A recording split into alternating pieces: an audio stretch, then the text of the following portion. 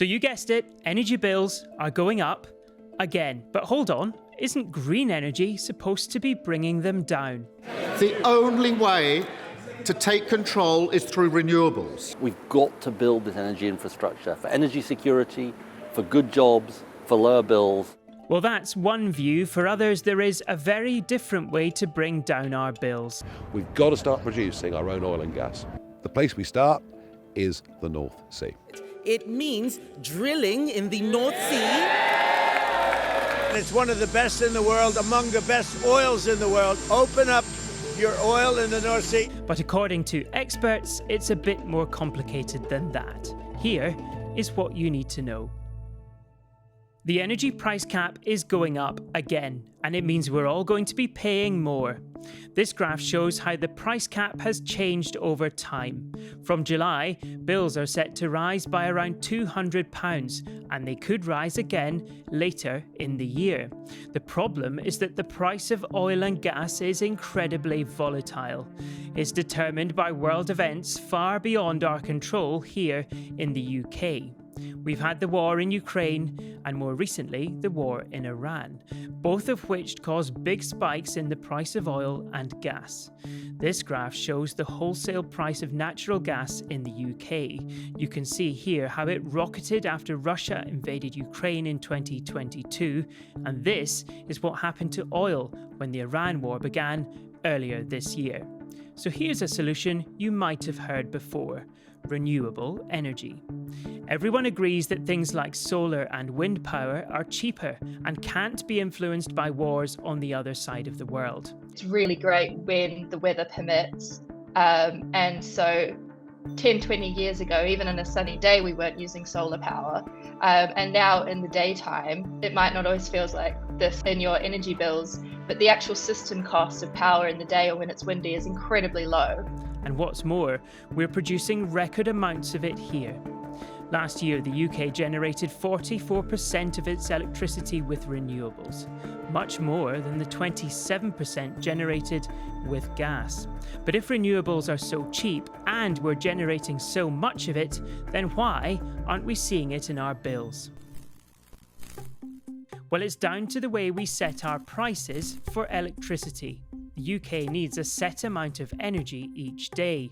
We tend to use the cheapest source of energy first, which is usually always renewables like wind and solar. But the problem is that the wind isn't always blowing and the sun isn't always shining. So we top that up with other energy sources like nuclear power. Remember, that's a bit more expensive to make, so costs more. But to get us over the line, we usually need some gas.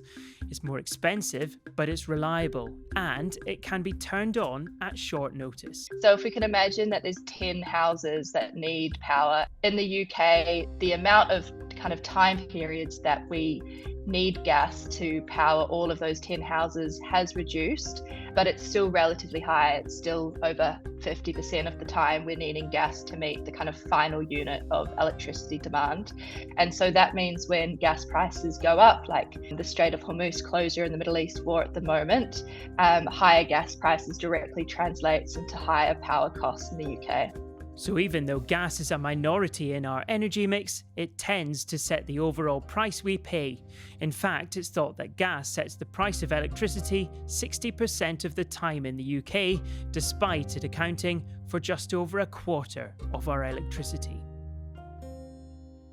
So, what to do about it? Well, lots of people say there is a very simple solution which can cut our bills. Drill the North Sea for every last bit of oil and gas. And indeed, those in the oil and gas industry say the North Sea is an essential part of our economy. Absolutely, it is right that we build out renewable energy. I think that is a good path. Let's do that, but let's do that at the right cost. The gas that we produce here in the UK goes straight into our grid. It goes to 24 million homes up and down the country. That provides us with resilience and security. I think it is important that we focus on those opportunities for the UK to meet more of our own demand, to make ourselves more resilient. But is there actually enough oil and gas left in the North Sea? The UK's oil and gas industry has been active in the North Sea for around 60 years, meaning most of the accessible oil and gas is already gone. This graph from the government shows that there will be a 97% fall in North Sea gas production by 2050, and that new exploration will only make a small difference to production. Experts also point out that oil and gas is sold on the international market, which means any extra oil we take from the North Sea won't really have much effect on the global price we pay for it. Now, the government has already said we won't be turning to the North Sea to lower our energy bills.